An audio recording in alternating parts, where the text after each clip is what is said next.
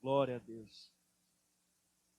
O título da mensagem de hoje, ele não entrega o conteúdo dela, porque quero contar um pouco a respeito da influência que recebi de uma pessoa sensacional, que não é uma pastora, que não é uma líder de célula, que é uma vovó, que é uma senhora que trabalhava, uma senhora que lecionava, uma senhora que tive o privilégio de aprender muito, uma mãe, uma esposa, uma avó, mas também tive o maior privilégio que foi conviver com ela. E quero contar para ti algumas coisas que aprendi com ela, e mesmo ela participando de uma denominação tradicional, mesmo assim os ensinamentos dela permanecem vivos e tremendamente atuais até os dias de hoje. Amém? Foi com ela que eu aprendi a orar, foi com ela que eu aprendi a perdoar, foi com ela que eu aprendi a contemplar a presença de Deus, a dizimar e estudar a palavra de Deus.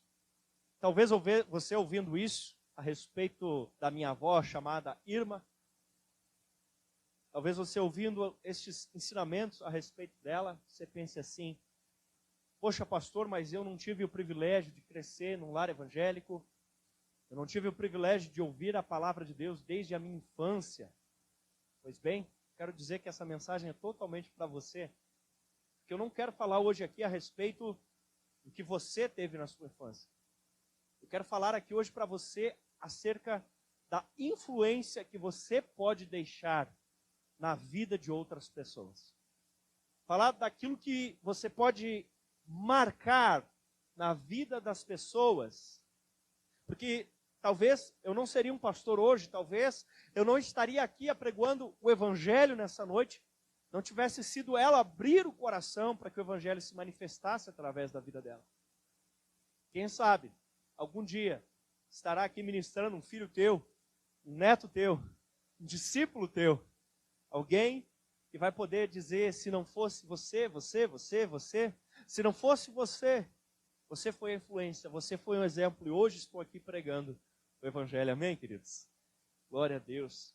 E essa semana, ou semana passada, não lembro exatamente, conversando por telefone com ela, e ela me disse o seguinte, parafraseando ela: estou preocupada. Eu disse: vó, como é que tá? Tá tudo bem? Ela disse: não tá tudo bem. E aí você imagina uma senhora que ela tenha outras preocupações. Mas ela disse assim: não tá tudo bem. Eu disse: por quê, vó? E ela disse assim: eu estou preocupada. Hoje em dia existem muitos jovens que estão perdidos. E jovem para ela, eu acho que é qualquer pessoa de 40 anos para baixo. Tem muitos jovens que estão perdidos, muitos casais se separando, e ela disse assim: olha o horror que está, tanta guerra pelo mundo. E sabe o que é o pior? Nas palavras dela, quantas dessas pessoas que estão morrendo nas guerras ainda não conhecem o Senhor Jesus e estão morrendo sem a sua salvação? Eu fico pensando que os anos se passaram, mas o foco dela nunca mudou. Porque ela sempre foi uma pessoa que tinha como objetivo servir a Deus através de servir as pessoas. Honrar a Deus através de cuidar das pessoas. Esse sempre foi o guia da vida dela. Como diz a palavra de Deus em Colossenses capítulo 3, versículo 17. Olha só. Tudo o que fizerem, seja em palavra ou seja em ação, façam no nome do Senhor Jesus, dando por meio dele graças a Deus. Tudo quanto fizerem, seja em palavra ou seja em ação, façam no nome de Jesus, dando por meio dele graças a Deus. Todas as nossas atitudes, todos os nossos pensamentos, todas as nossas ações, eles precisam ser voltados em como vou dar glória a Deus. E eu dei uma resposta para ela, eu preciso agora da tua ajuda para que essas palavras sejam verdade. Posso contar contigo? Eu vou precisar de verdade mesmo. Porque na hora eu falei tudo aquilo, cheio de fé ao coração da minha avó, mas eu sozinho não sou ninguém para realizar a resposta que eu dei para ela. Eu preciso da tua ajuda para que isso seja uma verdade. Eu posso contar contigo? Vou dizer o que eu respondi para ela. E se você concorda, se eu posso contar contigo, se Deus pode contar contigo, diz assim, conta comigo, Senhor. Conta comigo, Senhor. Você vai responder para Deus, não para mim. Eu disse assim, vó, fica tranquila. Que aqui estamos ganhando muitas vidas para Jesus. A igreja está crescendo. Nós até marcamos um batismo para começo de dezembro, porque muitas pessoas estão se convertendo. Amém? Amém? Aleluia!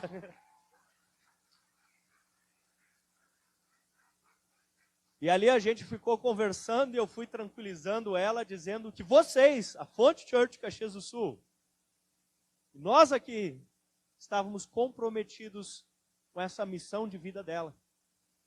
Há um tempo atrás ela disse assim para mim, Cid, meus joelhos não conseguem mais ir, ela tem problema nas articulações, meus joelhos não conseguem mais ir até as pessoas, eu não consigo mais falar de Jesus para elas. E eu disse, fica tranquila, avó. Fica tranquila que a senhora não está indo, mas a gente aqui está indo. Amém? Nós estamos indo. E essa missão que a minha avó recebeu de Deus, eu quero transmitir ela para vocês. Porque na cabeça dela, Deus era uma prioridade pela qual valia a pena ela viver, pela qual valia a pena ela morrer. Começo contando um pouco de como ela fazia. Eu já contei um pedacinho outra vez aqui. Ela pela manhã acordava, começava aquele fogo no fogão a lenha, preparava o chimarrão, e aí ela puxava um devocional. Eu não sei se era sempre assim, mas eu só posso lembrar das vezes que eu estava junto, né? E ela então puxava do seu devocional, o vô sentava numa cadeira, ela na outra, eu às vezes no colo, eu às vezes na outra cadeira. E ela então começava a ler o devocional, fazia algumas pausas, nas quais o meu avô fazia a leitura bíblica. Então ela primeiro lia um devocional bem tradicional, da denominação que ela congrega, depois ela pegava um mais avivado, e por último ela pegava um que era umas tia lá da Alemanha que escreviam. E ela lia aqueles e o vô ia fazendo as leituras bíblicas e depois encerrávamos aquele momento com uma oração. Porque para minha avó, Deus era a prioridade na vida dela. Deus sempre era a prioridade. Então meu avô se preparava, colocava a roupa, como a gente chamava, para as cocheiras, e ele ia até lá tirar leite. Enquanto isso, eu tinha um dos maiores privilégios, quase que um discipulado, quando a minha avó aproveitava enquanto o vô ia tirar leite para preparar aquele café da manhã, e ao mesmo tempo, ela me explicava algum detalhe que eu não tinha entendido, ou da Bíblia, ou do devocional, ou ainda alguma lição de vida. E eu lembro um dia, ela logo puxava um hino assoviando, começava a assoviar os hinos, e ela me apontou para fora, morávamos bem no interior, eu via aquelas árvores, eu via aqueles raios de sol, eu via as árvores balançando, e ela disse assim, tá vendo? Eu disse, o que, vó? Tá vendo o Espírito Santo? Eu disse, vó, aonde? Né? E ela disse assim, o Espírito Santo, ele está em todo lugar. E é ele que dá brilho à vida. Ele se manifesta nesse vento que bate nas folhas, no sol que bate nelas. E se tu aprender a enxergar ele e a conhecer ele, você também vai ver ele em todos os lugares e em todas as coisas. Chega a me arrepiar aqui, só de lembrar. Parece que quando ela falou aquelas palavras, parece que tudo até ficou mais brilhante ao redor. Porque era da sinceridade do coração dela. Ela não tinha uma fé pentecostal como nós temos aqui, mas ela tinha amizade com aquele que acendeu o fogo do Pentecoste. Ela tinha relacionamento, tinha e tem, relacionamento com o Espírito Santo. E é isso que fez a diferença em todos os anos da vida dela. O relacionamento com a pessoa do Espírito Santo. A fé dela não é simplesmente uma fé baseada nos seus anos de experiência sentado num banco de igreja. A fé que ela tem não é simplesmente baseada, e ainda que fosse já seria muito bom, nas vezes e vezes que ela já leu a Bíblia inteira. A fé dela se baseia num relacionamento com um Deus que está vivo, e num Deus que é real, e num Deus que é prioridade para ela, e num Deus com o qual ela não quer magoar e machucar com as suas atitudes. Ela se preocupa se Deus está contente ou entristecido com as atitudes dela e as atitudes da família dela. Você entende isso? Que coisa preciosa, que coisa fantástica. Meu Deus do céu, meu Deus do céu. Cada instante que ela tinha de oportunidade, ela começava a assoviar mais um hino de novo, quando não estava propriamente dito cantando. De repente o vô terminava de tirar o leite e ela tinha aqueles assoalhos de madeira que ela lustrava com os blusões velhos, blusões que ela mesma tinha tricotado. Quando não era eu mesmo que botava um debaixo de cada pé e saía esquiando dentro de casa, ou colocava minha irmã em cima e puxava ela naquele assoalho vermelho de madeira. Aquele assoalho brilhando, e o meu avô, Conrado, muito querido, às vezes entrava com as botinas cheias de estrume, segurando o balde de leite, pisando naquela madeira brilhosa, linda. A minha tia ficava bem louca, e a avó só dizia assim, Conrad. Mas ela não ralhava com ele, porque ela não ia ficar mais 50 anos tentando fazer ele mudar. Mas ela não brigava. Dificilmente você ia encontrar ela exaltada, brigando com alguém, pelo menos da idade que eu a conheci para frente, não sei como era antes. Mas eu pergunto para você, como é que os teus filhos vão lembrar de ti? Que lembrança os teus filhos vão ter de você? Não tem filhos ainda? Como é que o teu marido lembra de você? Não quero isso, Deus o livre, mas se você morresse hoje, o que o seu marido lembraria de você? O que a sua esposa lembraria de você? Porque essas são as coisas que eu lembro da minha avó, mas o que eu lembraria de você? O que eu falaria de você? Se eu estivesse fazendo o seu funeral, o que eu falaria sobre você? Já fiz muitos. E é incrível o que as pessoas falam daqueles que partem de bem e de mal. E você? A verdade é que o nosso epitáfio é escrito nas linhas da nossa vida e apenas marcado na lápide por ocasião da morte. Mas ele já está escrito com as nossas atitudes. Aquilo que fazemos e o quanto e como influenciamos as pessoas é a maneira como seremos lembrados, e mais, é o que conta também no nosso relacionamento com Deus. Você é conhecido pelo quê? O fulaninho do carreteiro gostoso?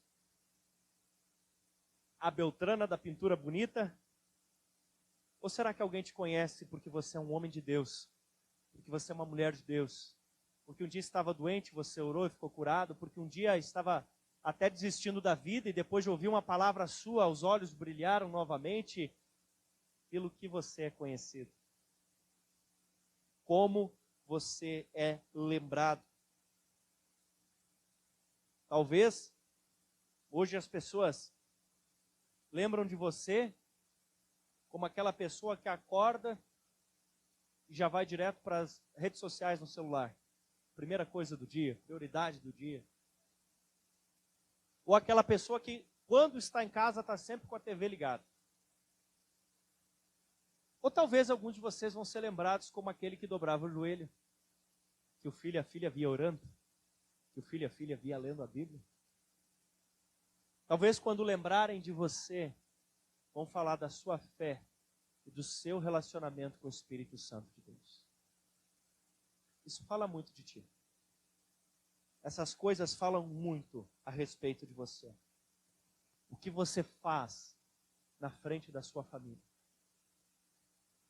A sua ausência faria falta?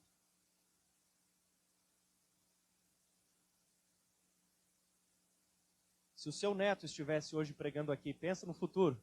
Se você não tem nem filho ainda, talvez, mas pensa no futuro. Ele teria pontos positivos ou negativos a falar a respeito de você. Depois eu continuo a história do vô, os pés sujos. Mas ela era muito exigente comigo. E as coisas de Deus. Por exemplo, as coisas que não eram o centro e a prioridade. Ela queria que eu aprendesse alemão. Eu não queria aprender de jeito nenhum. E ela não exigiu. Mas ali pelos 12 anos, ela bateu o pé e exigiu que eu tinha que saber a ordem de todos os livros da Bíblia de cor. Tinha que saber o Pai Nosso inteiro sem olhar. O Credo Apostólico. E uma biografia de alguns personagens importantes. Exigiu. Porque para ela isso era importante. E isso ela exigia. Logo em seguida ela me ensinou que eu deveria, ali pelos 12 anos também, entregar meus dízimos. Já contei, meu primeiro dízimo é 25 centavos. E ela me ensinou que eu deveria orar todos os dias. Eu deveria ler a Bíblia todos os dias. Ela me ensinou que eu deveria congregar sempre que tivesse a oportunidade. E a Bíblia nos diz, longe de vós, e aí fala ira, gritaria, e ela diz, e toda malícia. Voltando à história do vô com as botas sujas, isso era só a ponta do iceberg. A verdade é que muitas pessoas consideravam ela uma senhora ingênua. Naquela região, não tinha farmácia, não tinha hospital, não tinha acesso à medicina perto. E quando alguém ficava doente, tinha duas opções. Uma era ir na vila. Na verdade, era Santo Antônio da Patrulha, que ficava ali perto. Lá tinha médico. Ou procurar a Dona Irma.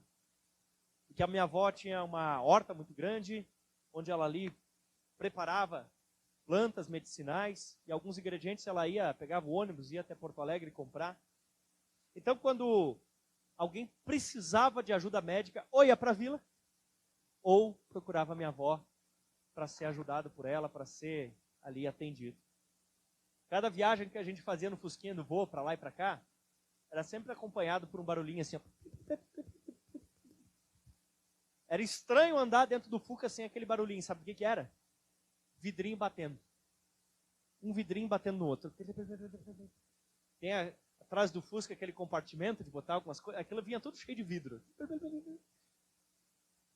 Por que, pastor? Para duas coisas. Um, que um ou outro vidro ela usava para pintar, e o resto era para botar os medicamentos que ela fazia na farmácia caseira. Ela pegava lá seus livros, pegava lá as plantas e preparava. Porque ela entendia que ela precisava levar o amor de Cristo para aquelas pessoas. E cuidar daquelas pessoas era uma forma de fazer isso. Que lá naquele lugar meio isolado, no meio do mato, no meio da roça, provavelmente o mais parecido com o abraço de Cristo que eles receberiam seria o abraço da Dona Irma, acompanhado de uma pomada para passar no seu entorse, uma outra pomada para passar no machucado. E tinha até uma que parecia o Vic, só que bem melhor. Claro, na minha opinião, né? Extratos, tinturas, plantas. Porque ela entendeu que se serve a Deus quando nós servimos os nossos irmãos. Porque ela entendeu que agradar o coração de Deus é cuidar daquilo que Deus cuida. E sabe o que Deus ama e cuida? Pessoas. E assim ela exercia esse ministério tão poderoso, que é o ministério de cuidar de vidas. É o seu ministério. Porque a palavra ministério, ela significa literalmente servir, serviço. Se você fica se perguntando qual é o ministério, o que Deus espera que eu faça, deixa eu te contar. Está querendo saber qual é o teu ministério? Ministério significa serviço. E o serviço de quem quer servir é exatamente isso. Amém? Mas às vezes ela dava também receitas. Pastor, receita de remédio? Não! Receita de comida. Porque haviam crianças desnutridas, crianças enfermas. Então ela ensinava a fazer um pão, uma massa, alguma coisa diferente que ia salvar a vida daquelas crianças. como as pessoas vão lembrar de você. As pessoas podiam não saber quem eu era, mas eu dizia, eu sou o neto da Irma. Isso atraía o favor das pessoas para mim. Eu sou o neto da Irma. Vem cá, e se eu chegar num lugar e as pessoas não sabem quem eu sou, e eu disser assim, não, eu sou amigo do Alexandre, e as pessoas não souberem quem eu sou, e eu disser assim, não, eu sou amigo do Iago. Se eu citar você numa conversa, isso me favorece ou me desfavorece? E digo mais, se alguém disser assim, vamos lá naquela igreja, qual igreja? Ah, aquela igreja lá do Rafa da Lorange. Isso é bom ou isso é ruim? Vamos lá naquela igreja, qual igreja que você está falando? Ah, aquela igreja lá do Juan. Isso é bom ou isso é ruim? Quando as pessoas relacionarem o nome dessa igreja com o teu nome, isso é bom ou isso é ruim? Quando elas relacionarem o nome de Deus ao teu nome, de que Deus você está falando? Aquele que o Pablo acredita. Isso é bom ou isso é ruim? Ah, tu vai na mesma igreja que o Emer? Sim, isso é bom ou isso é ruim? Amém, queridos? Quando alguém linkava com o nome Irma Biller, aquilo era um privilégio, aquilo era oportunidade. Que como diz o ditado por aí, quem não vive para servir não serve para viver. Jesus escolheu viver dessa forma. Jesus, sendo mestre, escolheu lavar pés. E é para isso que nós somos chamados. Para sermos uma família de servos uns dos outros, de pessoas que querem cuidar umas das outras, de pessoas que querem ajudar umas às outras, e não de pessoas que ficam apenas esperando qual vai ser o próximo prato do cardápio na própria mesa. É interessante que, de uma forma moderna, tem se descoberto que a ocitocina, um hormônio que nos traz amor, prazer, satisfação, ela é liberada quando nós conseguimos fazer algo de bom para o próximo. Porque Deus escondeu até na tua bioquímica um mecanismo para ajudar você a entender que quando você faz o bem para o próximo, o primeiro beneficiado é você mesmo. Você pode dar uma glória a Deus por isso? Meu Deus do céu. Naquela casa, tudo tinha cheiro de chá. Às vezes, quando eu seco algum chá dentro do forno, a Tássia já acha um pouco diferente o cheiro que fica pela casa. Mas na casa da minha avó, tudo tinha cheiro de chá, porque tinha chá para tudo que é lado. Tinha sempre uma folha de alguma coisa secando lá no sótão. Sempre uma semente de sei lá o que, torrando em cima do fogão a lenha. Até casca de ovo amassadinha. Sempre tinha algum galho pendurado no forro. Sempre tinha alguma coisa acontecendo. Sempre estava na horta plantando mais alguma coisa. Porque ela sempre estava procurando uma oportunidade para servir mais e não para servir menos. Mas normal hoje na sociedade é você encontrar pessoas procurando jeitos de servir menos. De como fazer menos pelos outros. Enquanto isso, Jesus e minha avó estavam sempre procurando um jeito de fazer mais pelos outros. E como você já deve ter imaginado, é óbvio que tinha gente que usava e não pagava. Ela não se importava, ela preferia ficar no prejuízo, porque sinceramente, o ser humano no geral é assim. Às vezes ele lembra de ti quando precisa, e quando não precisa mais, não lembra. Mas quando precisar de novo, está lá ele. E assim faziam com ela. Iam lá, usavam o produto, não pagavam, sumiam, quando estava doente de novo, voltavam. Sabe o que ela fazia? Dava de novo. Porque ela estava sempre buscando uma oportunidade de servir. Porque quando você serve e recebe de volta, é uma coisa. Quando você serve e não recebe, é outra. Eu explico. Jesus disse, quando vocês vão e preparam um banquete, palavras de Cristo, vocês vão lá e convidam pessoas que podem dar um banquete de volta depois para vocês. Até os pagãos fazem isso e vocês já têm a própria recompensa. Chamei para comer uma janta, fui comer uma janta na casa dele, minha recompensa, ganhei. Aí ele disse, façam diferente. Convide quem não tem como lhe retribuir, e aí o seu galardão estará no céu.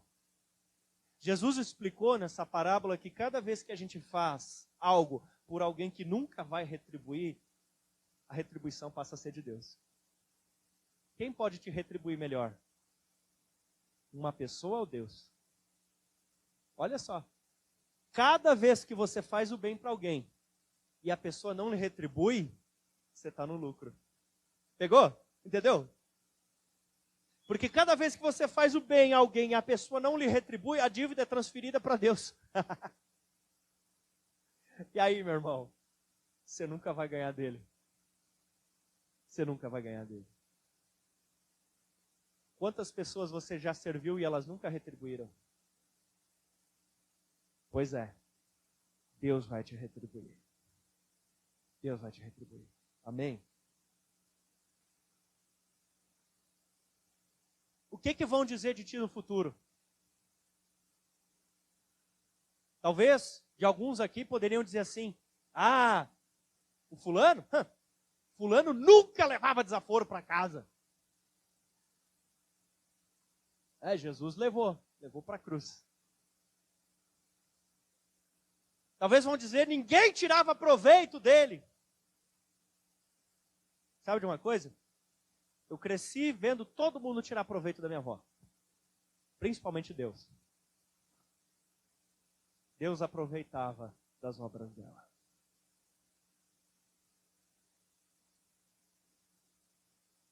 Os braços dela sempre foram os braços de Cristo. Os remédios dela sempre foram a manifestação de Cristo, porque era das próprias plantas.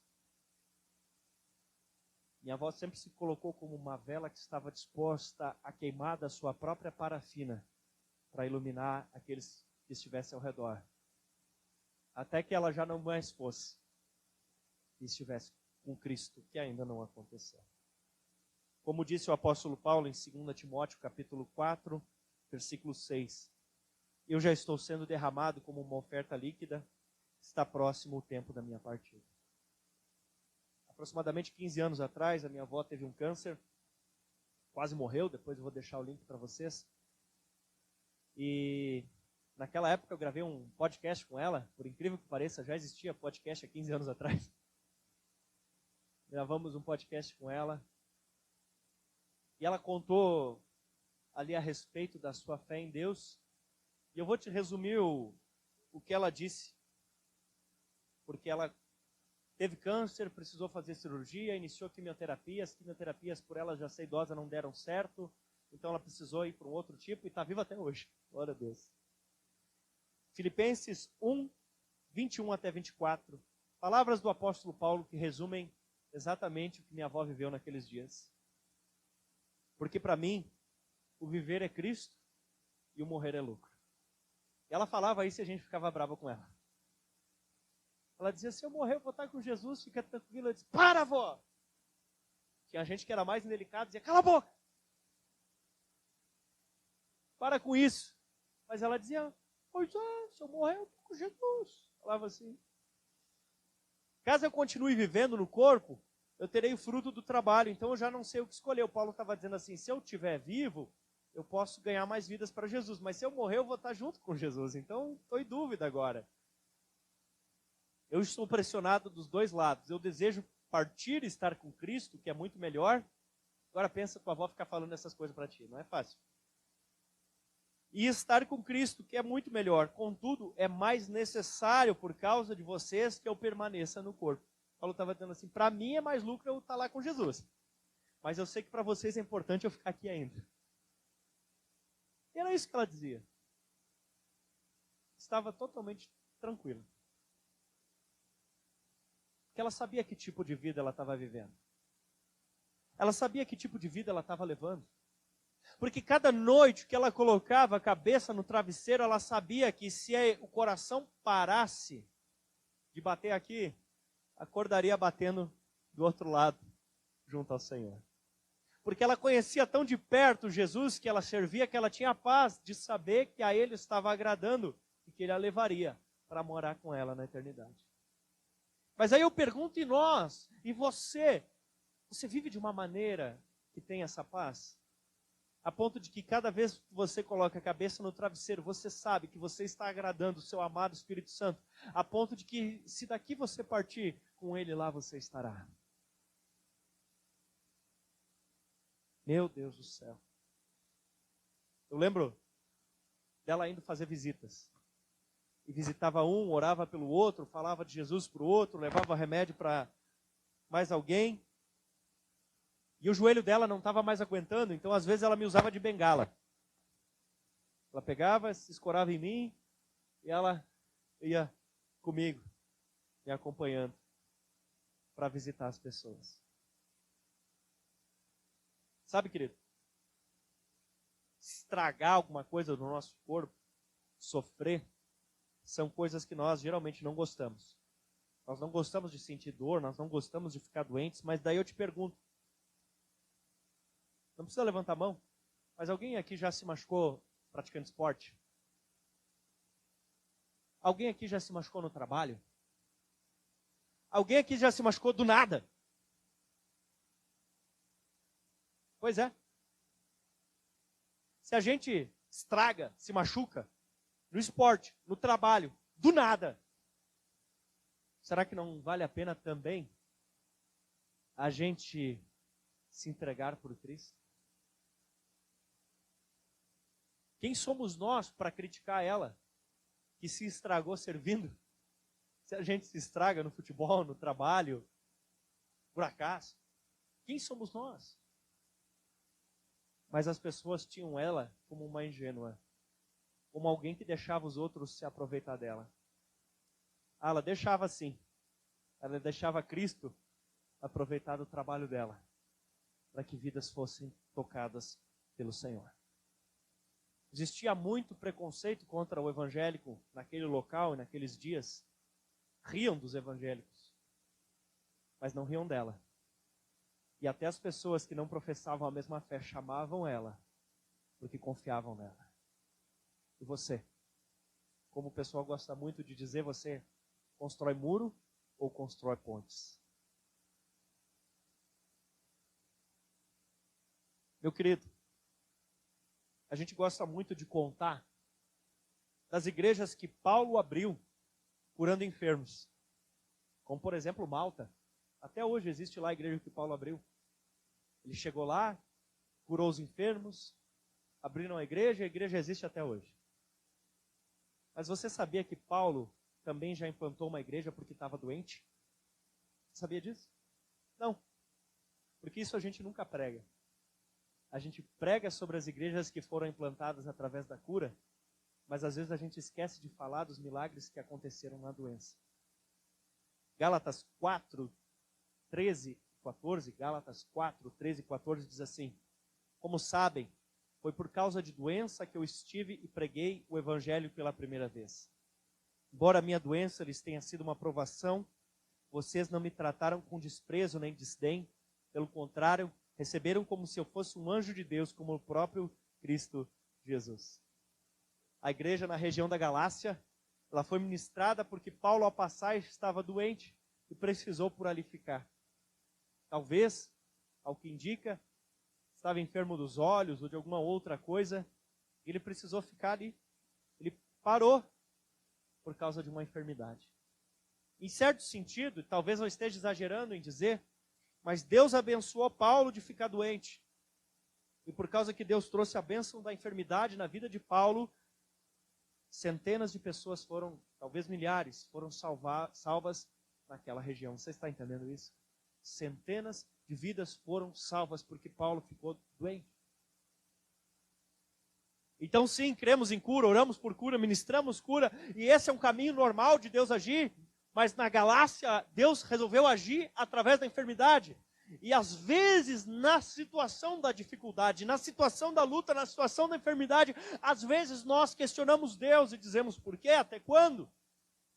E na verdade Deus está dizendo, eu queria usar isso para abençoar você e as pessoas que estão ao seu redor. Difícil, né, queridos? Difícil ouvir isso. Pode até parecer bobagem, mas, por exemplo, eu estava me desviando da fé, então Deus me abençoou com uma catapora. E ali eu tive tempo para voltar com tudo para os caminhos do Senhor. Entenda que a Bíblia diz: Deus age através de todas as coisas para o bem daqueles que o amam, dos quais foram chamados segundo o seu propósito. Amém? Meu Deus. Claro, queridos, não me levem a mal por essa frase, tá? Mas em certo sentido, vale muito mais a pena ficar doente com Jesus do que saudável com o diabo. A Bíblia nos diz em 2 Coríntios capítulo 12, versículo 15, a primeira parte: assim, de boa vontade, por amor de vocês, gastarei tudo que tenho e também me gastarei pessoalmente. Gastarei tudo que tenho e também me gastarei pessoalmente. Existiam momentos na vida de Paulo que a galera não estava ajudando muito. E Paulo precisava usar todas as suas economias para que a coisa continuasse avançando. E ele diz: não só isso, eu entreguei minha saúde. Provavelmente Paulo entregou tudo que tinha de sua saúde. Andando em navios, preso em cadeias, andando em burrinhos. Ele entregou tudo que ele tinha. Porque um novo corpo glorificado ele vai ter lá no céu. E valia a pena gastar tudo que ele tinha para que mais vidas fossem salvas. Eu nunca conheci o apóstolo Paulo pessoalmente, óbvio, né? Mas eu posso acreditar que as histórias de Paulo na Bíblia são reais porque eu conheci a Irma. Porque olhando para a vida da minha avó, eu pude ler o que Paulo escreveu e dizer assim: isso é verdade, porque a minha avó é parecida. Você está entendendo? E o desafio do Senhor é que a gente viva de uma maneira que quando as pessoas lerem as páginas da Bíblia, elas digam: é possível.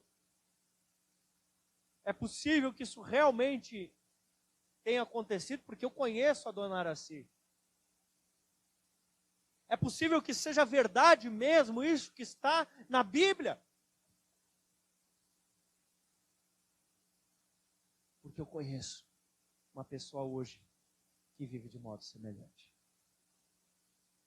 Porque a Bíblia nos diz, em Atos capítulo 1, versículo 8, mas recebereis poder ao descer sobre vós o Espírito Santo e serei minhas testemunhas. O Espírito Santo vem para que a gente seja testemunha. Sabe, um dos sentidos, tem mais de um sentido, mas um dos sentidos desse ser testemunha é que a sua vida seja uma reconstituição daquilo que está escrito lá em Atos. Lembra do Linha Direta? Lembra do Você Decide? Lembra desses programas? Fazia a reconstituição da cena do crime? Você é a reconstituição do livro de Atos. Você é aquele que vive de uma maneira que as pessoas podem olhar e dizer assim: realmente o livro de Atos é verdade. Porque eu vejo o jeito que o Dodi vive e, poxa, Atos só pode ser real. Amém? O poder do Espírito Santo, ele vem sobre você para isso, querido. Para que você seja o Linha Direta, você decide, fazendo o que aconteceu na Bíblia, se tornar realidade nos dias de hoje. Amém? Você não cantou a música que diz, falando o que está escrito em Joel? Joel escreveu o que aconteceu no Pentecostes e você faz parte disso. Foi a minha avó que eu vi realizar o primeiro milagre que eu presenciei. O botijão de gás acabou? Claro, talvez muito pelo servir os outros. E ela precisava de mais gás, ela colocou as mãos no botijão, ela orou e o gás voltou. E ela usou por muito tempo aquele botijão.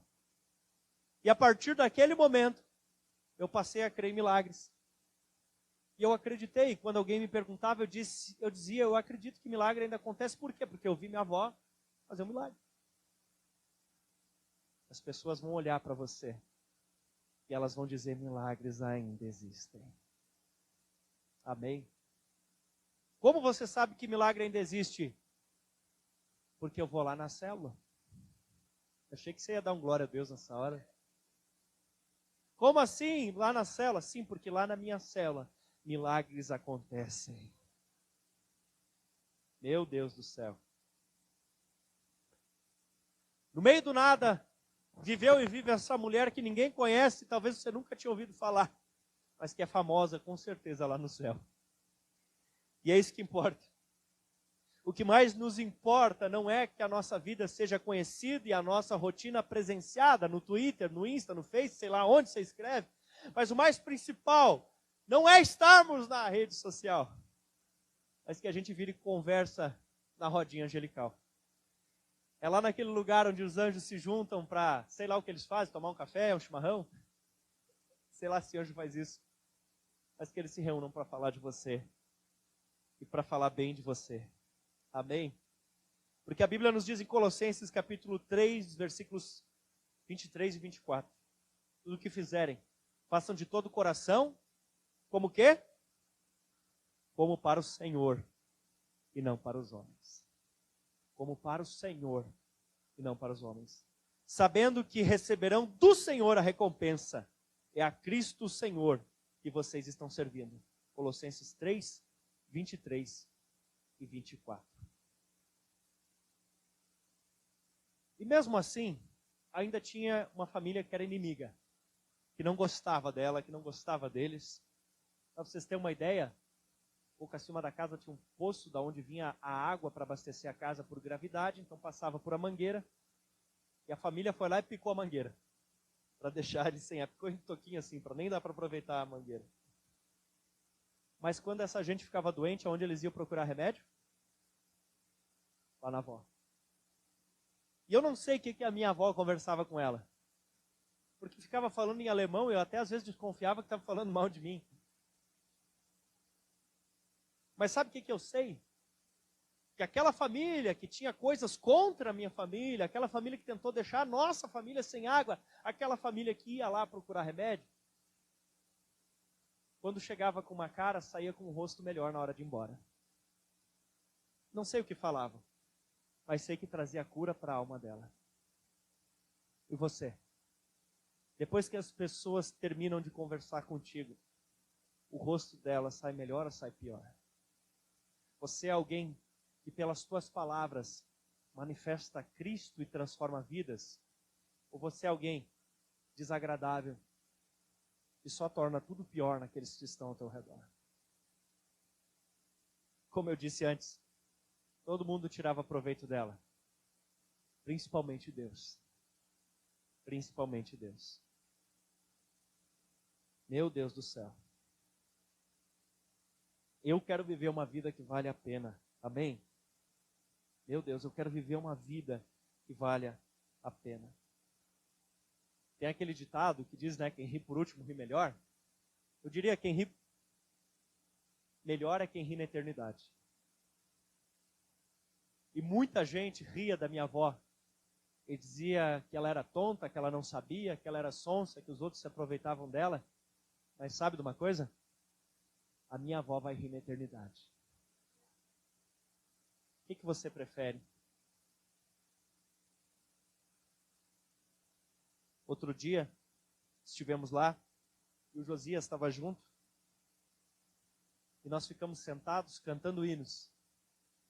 E o Josias empolgado, feliz, cantando aqueles hinos, fazendo de conta que sabia cantar, como eu digo, parecia o Mr. Bean no culto, né? Estava mais o refrão, depois só mexia a boca. E aí o Josias no final dizia assim: pai, a Bisa gosta muito mesmo de Jesus, né? Porque até uma criança é capaz de perceber e entender aquilo que sai com sinceridade de dentro de um coração e ilumina o rosto em boas atitudes para a glória de Deus. Como diz o ditado por aí, que a gente leva da vida é a vida que a gente leva. Se hoje eu tivesse que resumir a minha avó numa palavra, eu resumiria a vida inteira dela numa palavra: amor. Mas se hoje as pessoas precisassem resumir você em uma única palavra, que palavra seria essa? Se hoje teu marido precisasse resumir você numa palavra, que palavra seria? Aqui na igreja não, né? Mas talvez alguns maridos por aí, não sei aonde, diriam assim: reinenta. Talvez se a tua mulher não, alguma mulher por aí fora, não aqui na igreja, né? Mas ela fosse resumir o marido, ela resumiria numa palavra: cavalo. Mas não é o caso de vocês, com certeza. Quem sabe resumiria você como trabalhador. Mas você gostaria que a coisa principal que lembrassem de você que você é trabalhador, a coisa principal você gostaria? Estudioso, você gostaria que a coisa principal que lembrassem de você que você é estudioso? Forte, é isso que você quer, a coisa principal. Talvez se a gente fosse descrever o Schwarzenegger, a gente diria forte. Mas é isso. Esperto, bravo, que... Tomara que um dia eu esteja na altura da minha avó. Tomara Deus que um dia eu consiga chegar num ponto que as pessoas possam olhar para mim e me resumir na palavra amor. Porque quando o Senhor foi inspirar a Bíblia a ser escrita, para resumir Deus, só essa palavra coube ele dentro. Deus é amor. Quando outras palavras são capazes de resumir a essência do que somos, é que o Espírito Santo de Deus ainda não é o centro da nossa essência. E o caráter de Cristo não é ainda o espelho de quem somos. Nós precisamos aprender a ser o povo do amor, em nome de Jesus. Meu Deus do céu. Quando eu digo a igreja da minha avó, não estou falando a respeito de uma denominação. Já convido o Ministério de Louvor para nos ajudar. Até porque na própria denominação dela, ela era divergente. Havia lá pessoas que queriam sustentar a obra através de festas e festas, e ela dizia, não, nós precisamos entregar os dízimos. Pessoas lá queriam vender bebidas alcoólicas, e ela dizia, não. Pessoas queriam fazer serviços para a igreja, como pintar, cortar grama, para poder cobrar. E ela dizia, não, então deixa que eu faço de graça. Pessoas queriam cargos lá dentro para poder mandar dos outros. E ela queria cargos para ter oportunidades para servir mais aos outros. Quando eu digo a igreja da minha avó, é uma expressão de simplicidade. Uma expressão de pureza. Uma expressão de alegria, de desejo de servir ao próximo. Amém. Nós não precisamos ser uma geração de espertos que atingem o máximo potencial humano. Mas, na verdade, nós precisamos ser pessoas que sabem ser família dentro de casa e que sabem ser famílias na fé. Nada contra você crescer, tá? Que eles me entendam bem. Porque enquanto os homens tentam ser deuses, Deus tentou e conseguiu ser um humano. Enquanto os homens se dedicaram para construir uma grande torre em Babel, Deus se dedicou em dar um filho para Abraão. Enquanto Herodes se preocupou em construir um suntuoso templo em Jerusalém, Deus estava preocupado em dar um filho para José e Maria. Enquanto os Césares construíam monumentos para o seu rosto, Jesus deixou um monumento sem rosto nenhum, só 2 paus. Um na vertical e o outro na horizontal. A palavra de Deus diz no Salmo 131, os versículos do 1 até o 3. Senhor, o meu coração é orgulhoso e os meus olhos não são arrogantes. Eu não me envolvo com coisas grandiosas nem maravilhosas demais para mim. Eu vou repetir. Eu não me envolvo com coisas grandiosas nem maravilhosas demais para mim. De fato, eu acalmei e tranquilizei a minha alma. É isso que nós precisamos. De fato, eu acalmei e tranquilizei a minha alma. Eu sou como uma criança recém-amamentada por sua mãe. A minha alma é como essa criança. Criança recém-amamentada pela sua mãe, ela tem tudo o que ela queria. Ela tem o colo da mãe, ela se sente um com a mãe, não sei se você sabia disso, mas ela sente que ela é um só com a mãe. Barriguinha cheia, temperatura, se sente um só com a mãe. E o salmista diz, eu me sinto assim em relação a Deus. Eu me sinto um com Ele. Eu me sinto totalmente suprido. Eu me sinto totalmente alimentado. Eu me sinto no colo do meu Deus que eu tenho tudo que eu preciso. Eu me sinto no colo do meu Deus que eu tenho paz. E as pessoas hoje procuram paz. E é só nesse lugar que você encontra a paz. Onde você se coloca no colo de Papai do Céu. Ali que você vai encontrar a paz. O sentido da vida. É ali que a sua cabeça vai parar de dar nó. É ali que a sua alma vai parar de ficar agitada. Só tem um lugar para onde você pode correr nessa noite, que é para o colo de Papai, que vai suprir todas as tuas necessidades, que vai suprir todas as tuas carências, que vai te dar tranquilidade e paz. Quando você sair do colo de Papai, você vai poder ser Cristo na vida dos outros, porque essa tranquilidade, essa paz que você encontrou no colo dele, ela se manifestará através de você, na vida daquelas pessoas a quem você está servindo. E ele diz: põe a sua esperança no Senhor, ó Israel, desde agora e para sempre. Põe a sua esperança no Senhor, ó Fonte Church, desde agora e para sempre. Põe a sua esperança no Senhor, põe a sua esperança no Senhor, meu irmão. Põe a sua esperança, aquiete-se no colo dele. Para que nada lhe distraia e atrapalhe, feche os teus olhos nesse momento.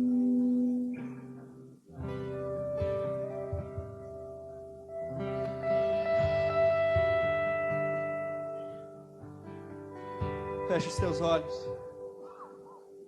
Para você não ficar sonolento, atrapalhado, levante-se, coloque-se de pé com seus olhos fechados. E reflita nessas palavras. Reflita no que o Espírito Santo ministrou no teu coração nessa noite, com os teus olhos fechados, querido.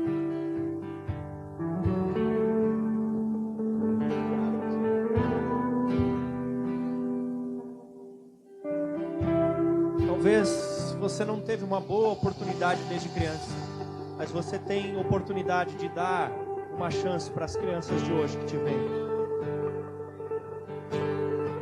Talvez você não teve grandes influências, mas hoje você tem a oportunidade de virar o jogo e ser boa influência naqueles que estão ao teu redor. Talvez nos ambientes que você frequenta as pessoas não vão bem, mas você tem a oportunidade de ser o bem que ali se manifesta. Que o Espírito de Deus habita no teu coração, como disse a minha avó. Se você souber enxergá-lo, você vai ver ele em todos os lugares. Porque se partíssemos hoje seria melhor, mas ficar aqui na terra por hora é melhor, porque temos muitas vidas para alcançar. É por isso que você não subiu ainda, é por isso que você está aqui ainda, porque você tem uma missão para cumprir. Nós temos que honrar a promessa que eu fiz lá para minha avó.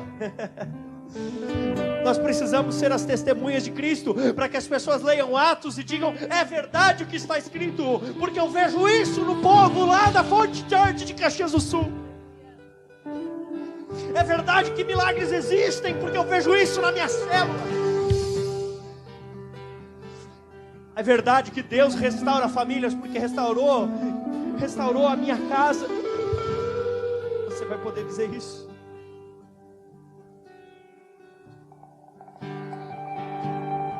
Talvez você até saiba o que andam falando de você por aí, mas o que será que estão falando de você lá no céu?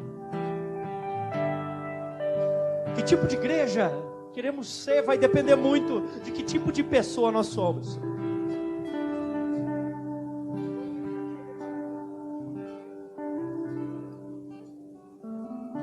Vamos orar. Para facilitar, tente encontrar as pessoas da sua célula e começar a orar junto com elas. Se você não vai em célula nenhuma, por favor, se reúne em algum grupo, é só de forma didática. Reúnam-se nas suas células, deem as mãos. E se você não vai em nenhuma célula, se não está ninguém aqui, vai em algum grupo, qualquer grupo, não tem problema. É só para facilitar aqui. Façam grupos. Por favor, eu quero pedir que ninguém fique sozinho nesse momento.